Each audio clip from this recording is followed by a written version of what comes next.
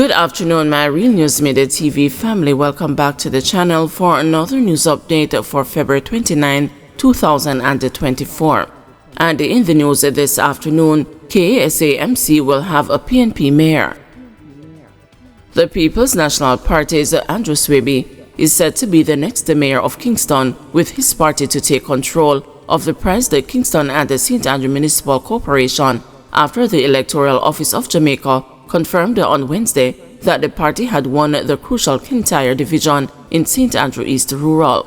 With the preliminary EOJ results from the KSAMC tied 2020 between the Jamaica Labour Party and the PNP after Monday's local government elections, the Kintyre division was a key area that would decide the winner in the popular vote. Director of Elections Glasspool Brown told the news that the PNP's winning the Kintyre division has consolidated their position in the KSAMC because it won the popular vote. The PNP's Vivian Diane Brown Bond won the Kintyre division after polling 1,319 votes to defeat the JLP's Kelvin Keith Clark, who pulled 1,287 votes. The preliminary results had shown that the PNP won by 29 votes. However, at the end of the final tally, the party increased its win margin by another 3 votes, bringing it to 32.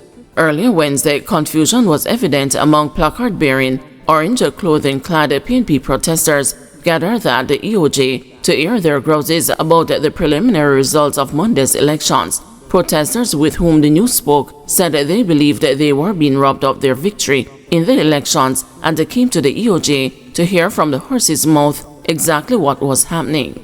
In the meantime, Brown said that at 6 p.m. Wednesday, the final count for 178 electoral divisions had been completed.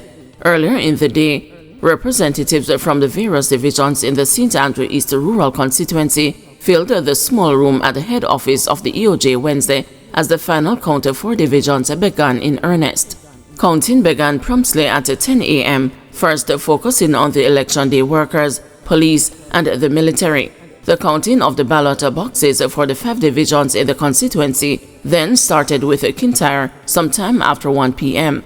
The process was being watched keenly by 4 lawyers representing the PNP and the 2 representing the JLP.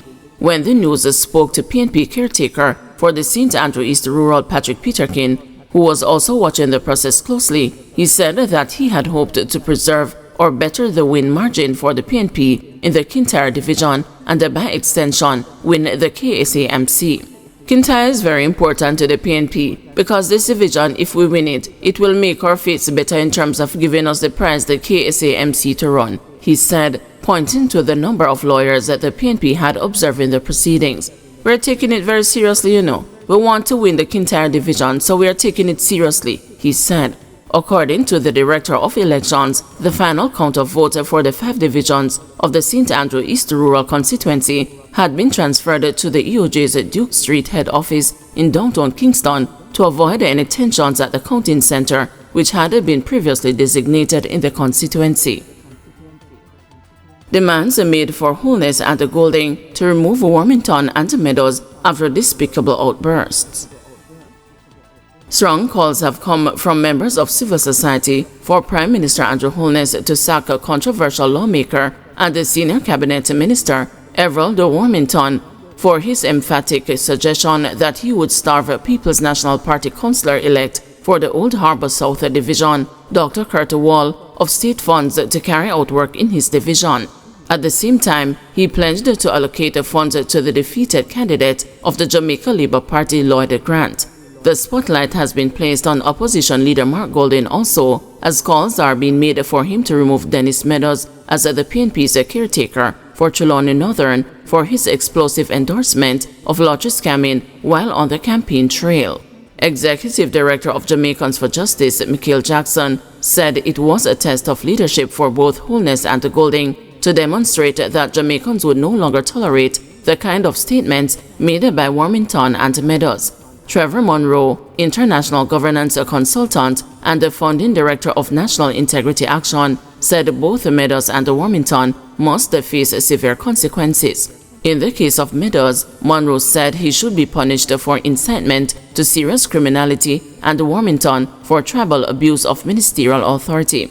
According to Monroe, the incitement by the one and abuse by the latter invited the Electoral Commission of Jamaica to investigate each breach and to take the limited action available to that body under what he considers the entirely inadequate powers available under the existing legislation.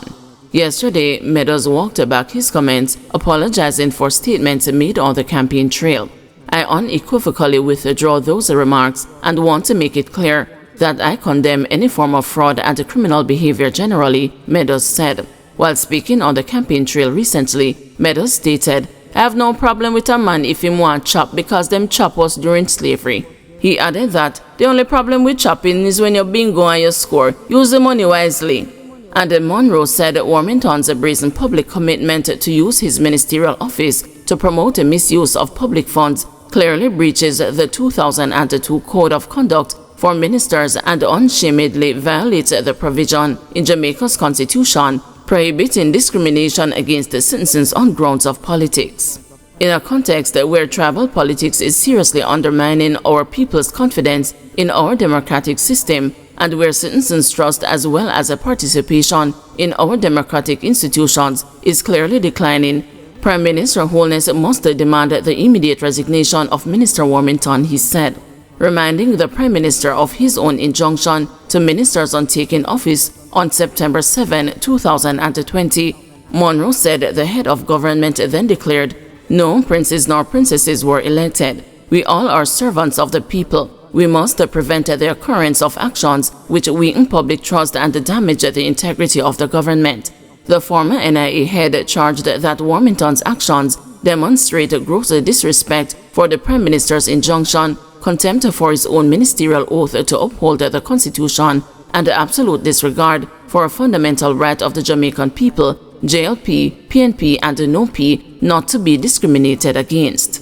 Putting your commendable words into action, Mr. Prime Minister, demand Warmington's dismissal from the cabinet, Monroe said.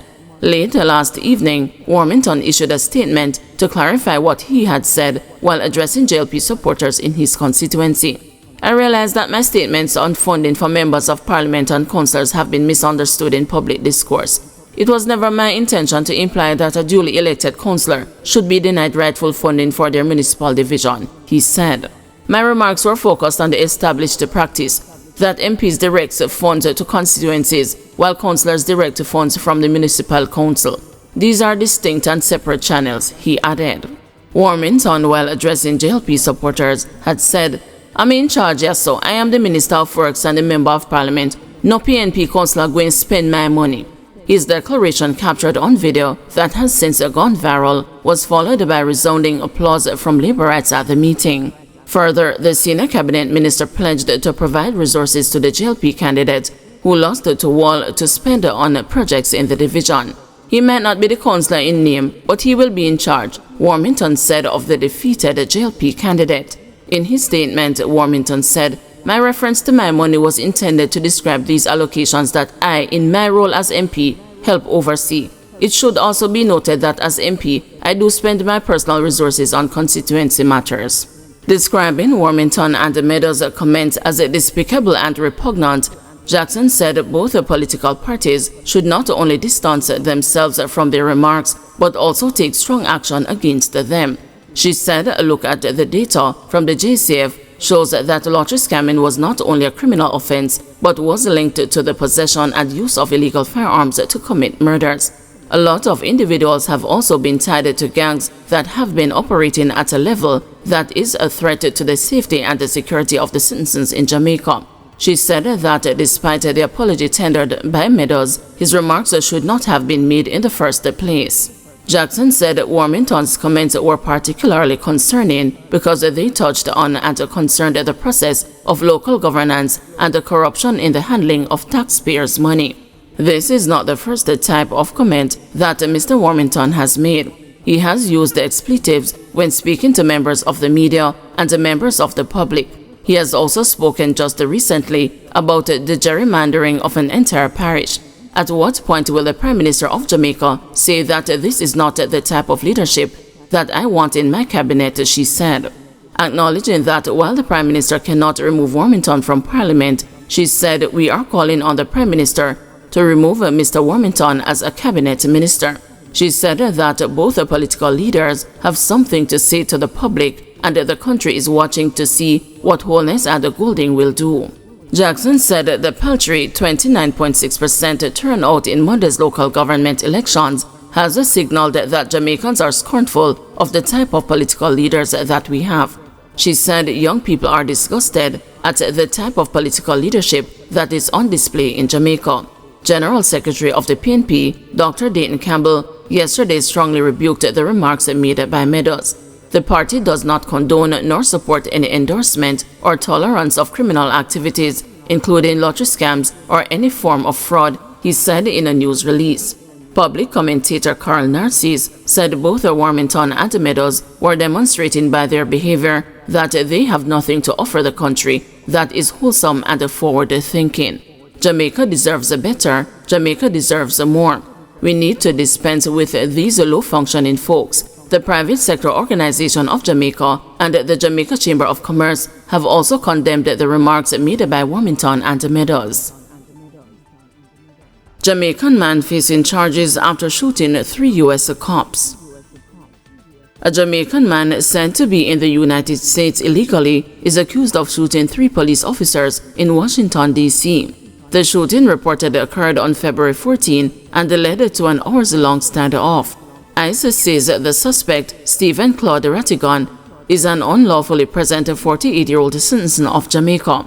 Rattigan reportedly has a criminal history that dates back to 1995, including previous convictions for larceny and drug charges. ICE says he was deported to Jamaica in 2001 and re-entered the U.S. illegally. Rattigan was arrested on February 14, hours after police attempted to serve a warrant at his home for alleged animal cruelty.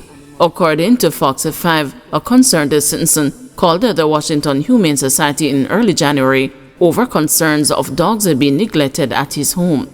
When officers arrived, Rattigan fired several shots through his front door, hitting 3 officers.